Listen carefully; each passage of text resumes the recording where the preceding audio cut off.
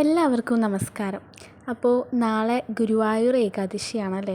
അപ്പോൾ ഈ ഒരു ഏകാദശി ദിവസത്തിൽ നമ്മൾ കേൾക്കേണ്ട കഥയും അതുപോലെ തന്നെ ഈ ഏകാദശിയെക്കുറിച്ചുള്ള കുറച്ച് കാര്യങ്ങളും പാരണ എപ്പോഴാണ് വിടേണ്ടത് ആ സമയമൊക്കെയാണ് ഈ വീഡിയോയിൽ ഞാൻ പറയുന്നത് കേട്ടോ. അതുപോലെ തുളസി ദേവിയുടെ കഥയും നമ്മൾ പറയുന്നുണ്ട്. ഏകാദശി ദിവസത്തിൽ നമ്മളെല്ലാവരും ഒരിക്കലും മറക്കാൻ പാടില്ലാത്ത ഒന്നാണ് തുളസി ദേവിയെ. അതും ഞാൻ പറയുന്നുണ്ട്. ആദ്യം നമുക്ക് ഏകാദശിയുടെ ഐതിഹ്യം നോക്കാം. പണ്ട് കൃതിയുഗത്തിൽ മുര എന്ന് പറയുന്ന ഒരു അസുരൻ ഇന്ദ്രദേവനെ കീഴടക്കി ഇന്ദ്രലോകം പിടിച്ചെടുക്കുവാനായി ശ്രമിച്ചു. അപ്പോൾ അന്ന് ശിവഭഗവാനെയും അങ്ങനെ ബ്രഹ്മാവിനെയും എല്ലാവരും അങ്ങനെ സമീപിക്കുകയാണ്. പക്ഷെ അവർക്കൊന്നും മുരനെ കീഴ്പ്പെടുത്താനായിട്ട് സാധിച്ചില്ല. അങ്ങനെ ഇവർക്കൊന്നും സാധിക്കാതെ അവസാനം വിഷ്ണു ഭഗവാനെ സമീപിക്കുകയാണ്. അങ്ങനെ വലിയ യുദ്ധം തന്നെ നടക്കുകയാണ്. അപ്പോൾ ഇടയ്ക്കെപ്പോഴോ ഭഗവാൻ അവിടെ നിന്ന് അപ്രത്യക്ഷമാവുകയാണ്. അപ്പോൾ ഭഗവാൻ നോക്കുമ്പോൾ അവിടെ അനന്തശയനത്തിൽ അങ്ങനെ കിടക്കുകയാണ്. അപ്പോൾ എല്ലാവരും ഇങ്ങനെ ആലോചിക്കും ഭഗവാൻ പെട്ടെന്ന് എവിടെ പോയി എന്നൊക്കെ. അപ്പോൾ മുരനാണെങ്കിൽ ആദ്യം ഇപ്പോൾ ഇവരൊക്കെ ശക്തിയായി വിചാരിക്കുന്നത് വിഷ്ണുവിനെയാണല്ലോ. എങ്കിൽ ആദ്യം വിഷ്ണുവിനെ തന്നെ വധിക്കാം എന്ന് പറഞ്ഞ് ഭഗവാൻ അനന്തശയനത്തിൽ കിടക്കുന്ന ആ ഒരു സ്ഥലത്തേക്ക് പോവുകയാണ്. അങ്ങനെ നിൽക്കുമ്പോൾ പെട്ടെന്ന് ഭഗവാൻ എണീക്കില്ല.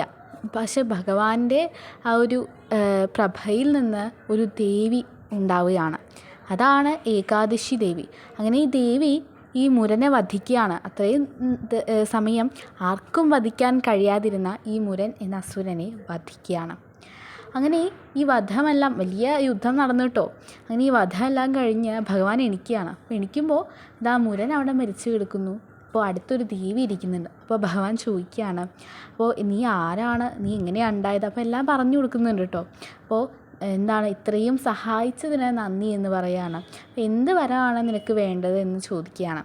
അപ്പോൾ ഏകാദശി ദേവി പറയുന്നത്, എൻ്റെ ദിവസം എല്ലാവരും ആരൊക്കെയാണോ ഭഗവാനെ ആലോചിച്ച് വ്രതമെടുക്കുന്നത് അവർക്കെല്ലാം ഭഗവാൻ 100 അശ്വമേധ യാഗം ചെയ്തതിൻ്റെ ഫലം കൊടുക്കണമെന്നാണ് പറയുന്നത്. അതുപോലെ പിന്നെ പറയുന്നുണ്ട് കേട്ടോ, പിന്നെ പാപങ്ങളെല്ലാം ഇല്ലാതാക്കണം, ഭഗവാന്റെ വൈകുണ്ഠത്തിൽ എത്താൻ സാധിക്കണം, അങ്ങനെ വരം ചോദിക്കുകയാണ്. അങ്ങനെ ഭഗവാൻ അത്യന്തം സന്തോഷത്തോടു കൂടി കൊടുക്കുകയാണ്. ശരി, ഏകാദശി ദിവസം എന്നെ ഭക്തിയോടെ വ്രതമെടുക്കുന്ന എല്ലാവർക്കും ഈ വരങ്ങളെല്ലാം ഞാൻ നൽകും എന്ന് പറയുകയാണ്. അങ്ങനെയാണ് ഈ ഏകാദശി ഉണ്ടായത് കേട്ടോ. അപ്പോൾ അടുത്തത് ഏകാദശി എങ്ങനെ എടുക്കാം എന്നതിനെക്കുറിച്ച് ഞാൻ ചെറുതായി ഒന്ന് സൂചിപ്പിക്കുന്നുണ്ട്. കുറേ പേർക്ക് അറിയാമെന്നറിയാം, എന്നാൽ അറിയാത്തവരാരെങ്കിലും ഉണ്ടെങ്കിൽ ഒന്ന് അറിഞ്ഞോട്ടെ എന്ന് വിചാരിച്ച് പറയാം കേട്ടോ. അപ്പോൾ ആദ്യം തന്നെ ഞാൻ ഭക്ഷണത്തിൻ്റെ കാര്യം പറയാം. അതായത് ഏകാദശിയുടെ തലേ ദിവസം ഒരിക്കലെടുക്കണം. ഒരിക്കലിൻ്റെ അന്ന് നമ്മൾ ഉച്ചയ്ക്ക് അതായത് ഉച്ചയ്ക്ക് മാത്രം അരിഭക്ഷണം കഴിക്കാനായിട്ട് പാടുള്ളൂ. രാവിലെയും രാത്രിയും അരിഭക്ഷണം കഴിക്കാൻ പാടില്ല. അതായത് ഒരു നേരം അരിഭക്ഷണം കഴിക്കാം എന്നുള്ള രീതിയിൽ. അപ്പോൾ നമ്മൾ രാവിലെ നമുക്ക് പഴവർഗ്ഗങ്ങൾ, പാല്, അതുപോലെ തന്നെ ഉപ്പുമാവ് പോലെയുള്ള സാധനങ്ങളൊക്കെ കഴിക്കാം കേട്ടോ. ഗോതമ്പൊന്നും കഴിക്കാനായിട്ട് പാടില്ല, ഇഡ്ഡലി അതൊന്നും കഴിക്കരുത്. അതുപോലെ തന്നെ ഏകാദശിയുടെ പിന്നെ മത്സ്യമാംസാദികൾ കഴിക്കരുതെന്നറിയാലോ. പിന്നെ ഏകാദശിയുടെ അന്ന് നമുക്കത് സത്യത്തിൽ 3 തരത്തിലെടുക്കാം. ഒന്നാമത്തേന്ന് വെച്ചാൽ വെള്ളം കുടിച്ച് അതുപോലെ തന്നെ പഴവർഗ്ഗങ്ങൾ കഴിച്ചുകൊണ്ട് എടുക്കാം. രണ്ടാമത്തേന്ന് വെച്ചാൽ പഴവർഗ്ഗങ്ങളെല്ലാം ഒഴിവാക്കി വെള്ളം മാത്രം കുടിച്ചെടുക്കാം. അടുത്തത് വെള്ളവും ഭക്ഷണവും ഇല്ലാതെ എടുക്കാം. അപ്പോൾ ഇതിൽ ഏറ്റവും വലുതെന്ന് വെച്ചാൽ വെള്ളവും ഭക്ഷണവും ഇല്ലാതെ എടുക്കുന്നത് തന്നെയാണ്. പക്ഷേ അവിടെ ഇത് വലുത് ചെറുതെന്നൊന്നുമില്ല. അവിടെ നമ്മൾ എങ്ങനെയാണോ നമ്മുടെ ഭക്തി, വെള്ളവും ഭക്ഷണമൊന്നും കഴിക്കുന്നില്ല, ഒരു ഭക്തിയില്ല, പ്രാർത്ഥിക്കണില്ല, അങ്ങനെ എടുത്തിട്ട് ഒരു കാര്യമില്ല കേട്ടോ. പക്ഷെ എത്രത്തോളം ഭക്തിയുണ്ടോ അതാണ് അവിടെ നോക്കേണ്ടത്. വ്രതം എങ്ങനെയോ എടുക്കട്ടെ, നമ്മുടെ ആരോഗ്യസ്ഥിതി അനുസരിച്ച് ഓരോർക്ക് എടുക്കാമല്ലോ. അതുപോലെ തന്നെ പിന്നൊരു ശ്രദ്ധിക്കേണ്ടതെന്ന് വെച്ചാൽ ചായ കുടിക്കാൻ പാടില്ല. അപ്പോൾ ചിലവർക്ക് ചായ കുടിക്കാതെ എണീക്കാൻ തല പൊങ്ങില്ല, അങ്ങനെയുള്ളൊരു അവസ്ഥ ഉള്ളവരൊക്കെ ഉണ്ടല്ലോ. അവർക്ക് ചായ കുടിച്ചോളൂ, പക്ഷേ അവിടെ വേണ്ടത് ഭക്തി തന്നെയാണ് കേട്ടോ. അപ്പോൾ ചായ ഒഴിവാക്കാൻ പറ്റുന്നവർ പരമാവധി ഒഴിവാക്കുക. അതായത് അത്രയും ഉന്മേഷം തരുന്ന വസ്തുക്കളൊക്കെ ഒഴിവാക്കുക. അപ്പോൾ ബൂസ്റ്റ് അതൊന്നും കഴിക്കരുത് കേട്ടോ. മിഠായി അങ്ങനത്തെ, അതായത് ഈ ഏകാദശിയോട് ഉദ്ദേശിക്കുന്നത് നമുക്കിഷ്ടമുള്ളതെല്ലാം വർജിക്കുക എന്നതാണ്. അടുത്തത് ഇന്നത്തെ ഇപ്രാവശ്യത്തെ ഗുരുവായൂർ ഏകാദശിയുടെ അന്ന് നമ്മൾ എന്നാണ് പാരണ വിടുന്ന സമയം എന്നാട്ടോ പറയുന്നത്. അപ്പോൾ അത് പറയുന്നതിന് മുമ്പ് ഞാൻ അതിനെ സംബന്ധിച്ചൊരു കഥ പറയാം കേട്ടോ. ഒരിക്കലൊരു രാജാവ് എല്ലാ ഏകാദശിയും കൃത്യമായി ജലപാനം കഴിക്കാതെ എടുക്കും. അങ്ങനെ അദ്ദേഹം ഒരുപാട് ഏകാദശി എടുത്തു കഴിഞ്ഞു കേട്ടോ ജീവിതകാലം മുഴുവൻ.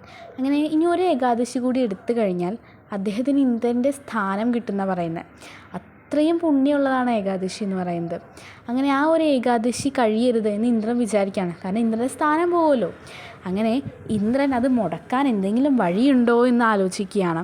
അങ്ങനെ അദ്ദേഹത്തിനെ അങ്ങനെ ഭക്തിയിൽ നിന്ന് പിന്തിരിപ്പിക്കാനൊന്നും പറ്റില്ല കേട്ടോ.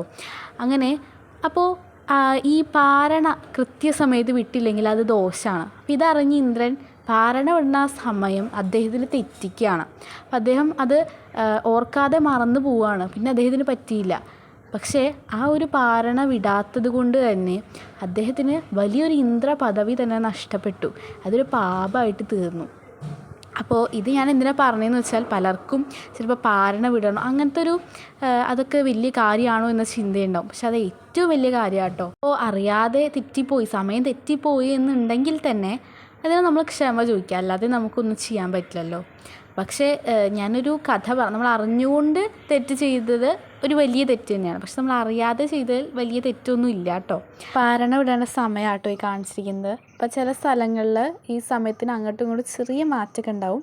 അപ്പോൾ അങ്ങനെയുള്ളത് നിങ്ങൾ ഈ സമയത്തിൻ്റെ ഇടയ്ക്കുള്ള, അതായത് 7 മണി ആ ടൈമിലൊക്കെ വിടാനായിട്ട് ശ്രമിക്കുക കേട്ടോ. ഓക്കെ. ഇനി ഏകാദശി ദിവസത്തിൽ നമ്മൾ ഒരിക്കലും മറക്കാൻ പാടില്ലാത്ത ഒന്നാണ് തുളസി ദേവിയെ എന്ന് പറയുന്നത്. ഏകാദശിയിൽ ഭഗവാന്റെ പൂജകളിലുമെല്ലാം ഏറ്റവും പ്രധാനപ്പെട്ടതാണ് തുളസിയുടെ ഇല എന്ന് പറയുന്നത്. അപ്പോൾ നമുക്ക് തുളസി ദേവിയുടെ, വൃന്ദാദേവിയുടെ കഥ കേൾക്കാം. അപ്പോൾ ഇതിന് വൃന്ദാദേവിയുടെ മുജ്ജന്മത്തിൽ ഗോപികയായിരുന്നു എന്ന് പറയുന്നതായി കേട്ടിട്ടുണ്ട്. അപ്പം ഞാൻ ആ കഥ പറയുന്നില്ല കേട്ടോ, അത് എനിക്ക് കൃത്യമായി അറിയില്ല. അതായത് ഭഗവാന്റെ ഭൂലോകധാമമായ ഗോലോകത്തിലെ ഒരു ഗോപികയായിരുന്നു. ശാപം കിട്ടിയാണ് പിന്നെ ഭൂമിയിലേക്ക് ജനിച്ചത് എന്ന് കേട്ടിട്ടുണ്ട്. അപ്പോൾ അങ്ങനെ വൃന്ദാദേവിയായിട്ട് ജനിക്കുകയാണ്. അപ്പോൾ വൃന്ദാദേവിയെ കുറിച്ച് പറയുകയാണെങ്കിൽ നല്ല ഭംഗിയാണ് കാണാൻ. ഏറ്റവും ഭംഗിയുള്ള ഒരു സ്ത്രീ തന്നെയായിരുന്നു. ധാരാളം മുടിയിഴകൾ വൃന്ദാദേവിക്ക് ഉണ്ടായി. വൃന്ദാദേവിയെ വിവാഹം ചെയ്യുന്നത് ജലന്ധരൻ എന്ന് പറയുന്ന അസുരനാണ്. അങ്ങനെ ജലന്ധരനും മറ്റ് അസുരന്മാരും കൂടിയിട്ട് ഈ 3 ലോകം പിടിച്ചെടുക്കുവാനായി യുദ്ധം ചെയ്തുകൊണ്ടിരിക്കുകയാണ്. പക്ഷെ അതിനെതിരെ ദേവന്മാർ യുദ്ധം ചെയ്യുന്നുണ്ട്, ശിവനും വിഷ്ണുവും എല്ലാവരും യുദ്ധം ചെയ്യുന്നുണ്ട്. അപ്പോൾ ഇവർക്കൊക്കെ ബാക്കിയുള്ള അസുരന്മാരെ എല്ലാം കൊല്ലാനായി സാധിച്ചു. പക്ഷേ ജലന്ധരനെ മാത്രം കൊല്ലാൻ സാധിച്ചില്ല. അങ്ങനെ ദേവന്മാരെല്ലാവരും കൂടി ശിവനെ സമീപിക്കുകയാണ്. അപ്പോൾ ശിവനും സാധിക്കുന്നില്ല. അങ്ങനെ വിഷ്ണു ഭഗവാനെ സമീപിക്കുകയാണ്. അപ്പോൾ വിഷ്ണു ഭഗവാനും സാധിക്കുന്നില്ല. അങ്ങനെ ദേവന്മാർ ചോദിക്കുകയാണ്, എന്ത് ശക്തിയാണ് ഈ ജലന്ധരന് ലഭിച്ചിട്ടുള്ളത്, എന്തെങ്കിലും വരമാണോ എന്നൊക്കെ ചോദിക്കുകയാണ്. അപ്പോൾ വിഷ്ണു ഭഗവാൻ പറഞ്ഞു കൊടുക്കുകയാണ്, ജലന്ധരനല്ല, ജലന്ധരൻ്റെ പത്നിയായ വൃന്ദാദേവി, അവൾ എനിക്ക് വേണ്ടി എപ്പോഴും എല്ലാ ഏകാദശിയും എടുക്കുന്നവളാണ്. അവളുടെ പ്രാർത്ഥന കാരണമാണ് ഇന്ന് ജലന്ധരൻ മരിക്കാതെ ഇരിക്കുന്നത്. അപ്പോൾ യുദ്ധത്തിന് പോകുന്നതിന് മുമ്പ് വൃന്ദാദേവിയോട് പറഞ്ഞിട്ടാണ് ജലന്ധരൻ പോയത്. അപ്പോൾ വൃന്ദാദേവിയും പറയുന്നുണ്ട് വിജയിച്ച് വരട്ടെ അങ്ങനെയൊക്കെ പറഞ്ഞിട്ടാണ് വിടുന്നത്. ആ ഒരു ശക്തിയിലാണ് ജലന്ധരന് അങ്ങനെ മരിക്കാതെ നിലനിൽക്കുവാനായി സാധിക്കുന്നത് എന്ന് ദേവന്മാർ മനസ്സിലാക്കുകയാണ്. അപ്പോൾ വിഷ്ണു ഭഗവാനോട് പറയുകയാണ്, എന്തെങ്കിലും ഒരു പോംവഴി അങ്ങനെ കണ്ടുപിടിക്കണം എന്ന് പറയുകയാണ്. ഇങ്ങനെ വിഷ്ണു ഭഗവാൻ ഒരു വഴി കണ്ടെത്തുകയാണ്. വൃന്ദാദേവിയാണെങ്കിൽ പതിവ്രതയുള്ള ഒരു സ്ത്രീയാണ്. അതുകൊണ്ടാണ് വൃന്ദാദേവിക്ക് ഇത്രയും ശക്തിയും. അങ്ങനെ ഭഗവാൻ വിഷ്ണു ഈ ജലന്ധരൻ ഘോരമായ യുദ്ധം ചെയ്തുകൊണ്ടിരിക്കുന്ന സമയത്ത് ഭഗവാൻ വിഷ്ണു ജലന്ധരൻ്റെ രൂപത്തിൽ വൃന്ദാദേവിയുടെ അടുത്തേക്ക് പോവുകയാണ്. അപ്പോൾ വൃന്ദാദേവി സന്തോഷത്തിൽ, പക്ഷെ എന്തോ വ്യത്യാസം തോന്നുന്നുണ്ട് കേട്ടോ. എങ്കിലും വൃന്ദാദേവി സന്തോഷത്തിൽ ഓടി വന്നിട്ട് യുദ്ധം അങ്ങനെ ചോദിക്കുകയാണ്. അതുപോലെ തന്നെ കാല് തൊട്ട് വന്ദിക്കുകയാണ്. അപ്പോൾ അതേ സമയം ജലന്ധരൻ അവിടെ യുദ്ധം ചെയ്തുകൊണ്ടിരിക്കുക കേട്ടോ. ആ കാല് തൊട്ട് വന്ദിച്ച ആ ഒരു സമയത്ത് തന്നെ ജലന്ധരൻ അവിടെ മരണപ്പെടുകയാണ്. മരണപ്പെട്ടു എന്നറിഞ്ഞ ഉടൻ ഭഗവാൻ വിഷ്ണു ജലന്ധരൻ്റെ രൂപം മാറി തൻ്റെ സ്വന്തം രൂപം കാണിച്ചു കൊടുക്കുകയാണ്. ഇത് കണ്ടതോടുകൂടി വൃന്ദാദേവി ദുഃഖിതയായി താഴെ വീഴുകയാണ്. അപ്പോൾ തൻ്റെ പതിയുടെ രൂപത്തിൽ വന്ന് തന്നെ പറ്റിക്കുകയായിരുന്നു. താൻ തെറ്റിദ്ധരിച്ചത് കൊണ്ടാണ് ഈ തൻ്റെ പതി മരിച്ചു പോയത് എന്ന് വൃന്ദാദേവി പറയുകയാണ്. അങ്ങനെ ഭഗവാനെ ശപിക്കുകയാണ് കേട്ടോ. പെട്ടെന്ന് ആ ഒരു നിമിഷത്തിൽ ഒരു കല്ലായി മാറട്ടെ എന്ന്. അപ്പോൾ അതാണ് ഈ ശാലിഗ്രാം, ആ കല്ലുണ്ടല്ലോ, അതങ്ങനെയാണ് രൂപപ്പെട്ടത്. പക്ഷേ ഭഗവാനും സഹിക്കാൻ പറ്റുന്നില്ല. കാരണം ഭഗവാനിക്ക് അതല്ലാതെ മറ്റൊരു വഴി ഉണ്ടായിരുന്നില്ല. അതുകൊണ്ടാണ് അങ്ങനെ ചെയ്തത്. അങ്ങനെ എന്ത് വരം വേണമെന്ന് ചോദിക്കുകയാണ്. അപ്പോൾ വൃന്ദാദേവിക്ക് കരഞ്ഞ് കൊണ്ടിരിക്കുകയാണ്.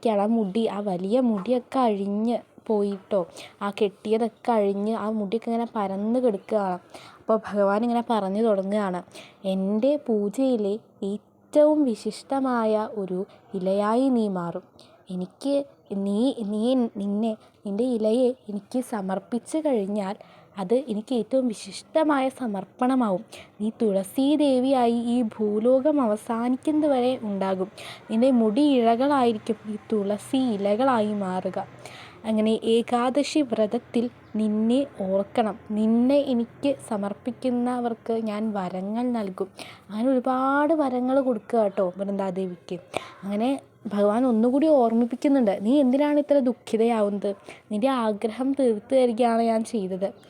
മുജ്ജന്മങ്ങളിൽ നീ എനിക്ക് വേണ്ടി ഇത്ര ഭക്തിയോടെയാണ് എനിക്ക് വേണ്ടി നിന്നത്. വൃന്ദാദേവിയാണ് ഇവിടെ മുജ്ജന്മങ്ങളിൽ കാലങ്ങളായി യാഗങ്ങളും അതുകൊണ്ടാണ് ഞാൻ ഇന്ന് നിൻ്റെ മുൻപിലേക്ക് വന്നത് എന്ന് പറയുകയാണ്. അതാണ് തുളസി ദേവിയുടെ കഥ എന്ന് പറയുന്നത്. ഈ ഒരു ഏകാദശി ദിവസം ഈ കഥ കേൾക്കുന്നത് അത്യുത്തമമാണ്. ഞാൻ പറഞ്ഞതുപോലെ തന്നെ ഏറ്റവും പ്രിയപ്പെട്ട ഇലയാണ് തുളസി. അപ്പോൾ ഏകാദശി ദിവസത്തിൽ തുളസി ദേവിക്ക് വെള്ളം ഒഴിക്കാൻ പാടില്ല കേട്ടോ. ഏകാദശിയുടെ അന്ന് തുളസി ദേവിക്ക് വെള്ളം ഒഴിക്കാനായിട്ട് പാടില്ല. കാരണം തുളസി ദേവി അന്ന് വ്രതം എടുക്കുകയാണ്. അപ്പോൾ നമ്മൾ ആ വ്രതം തെറ്റിക്കാൻ പാടില്ലല്ലോ. അതുപോലെ തന്നെ അപ്പോൾ ഏകാദശിയുടെ ഒരുക്കലിൻ്റെ അന്ന് തന്നെ തുളസിയുടെ ഇലകൾ പൊട്ടിച്ച് വെക്കുക. എന്നിട്ട് അത് പ്രാർത്ഥനയ്ക്കായിട്ട് നമുക്ക് ഉപയോഗിക്കാം. അതുപോലെ തന്നെ ഏകാദശിയുടെ പാരണ വിടണ സമയത്ത് തുളസികളിട്ട വെള്ളം കുടിക്കുന്നത് വളരെ ഉത്തമമാണ് കേട്ടോ. അതുപോലെ തന്നെ ഇനിയും ഉള്ള ദിവസങ്ങളിൽ ഏകാദശി ദിവസത്തിൽ തുളസി വന്ദനം നടത്തുക, അതെല്ലാം അത്യുത്തമമാണ് കേട്ടോ. തുളസി ദേവിയെ പോലെ നമ്മൾ ഓർക്കേണ്ട മറ്റൊരാളാണ് കുറൂരമ്മായി എന്ന് പറയുന്നത്. കുറൂരമ്മയും ഇതുപോലെയാണ്, എല്ലാ ഏകാദശി എടുക്കും. അതുകൊണ്ടാണ് ഭഗവാനെ കാണാൻ സാധിച്ചത് എന്ന് വരെ പറയുന്നുണ്ട് കേട്ടോ, മകനായി ലഭിച്ചത് എന്ന്. അതുപോലെ തന്നെ രാധാദേവിയും ഏകാദശി എടുക്കുന്ന ആളാണ്. രാധാദേവി ഒരിക്കൽ ഏകാദശിയുടെ മഹത്വത്തെക്കുറിച്ച് ഗോപികമാർക്ക് വിവരിച്ച് കൊടുക്കുന്നുണ്ട്. ഗോപിമാർ ചോദിക്കുന്നുണ്ട്, എന്താണ് കണ്ണനെ കിട്ടാൻ ഞങ്ങൾ ചെയ്യേണ്ടതെന്ന്. അപ്പോൾ രാധാദേവി പറഞ്ഞു കൊടുക്കുകയാണ് എല്ലാ ഏകാദശിയും എടുക്കണം എന്നൊക്കെ. അത്രയും മഹത്വമാർന്നതാണ് ഏകാദശി എന്ന് പറയുന്നത്. എല്ലാവർക്കും ഏകാദശി ഭക്തിയോടുകൂടി എടുക്കാൻ സാധിക്കട്ടെ എന്ന് ആശംസിക്കുന്നു. നന്ദി.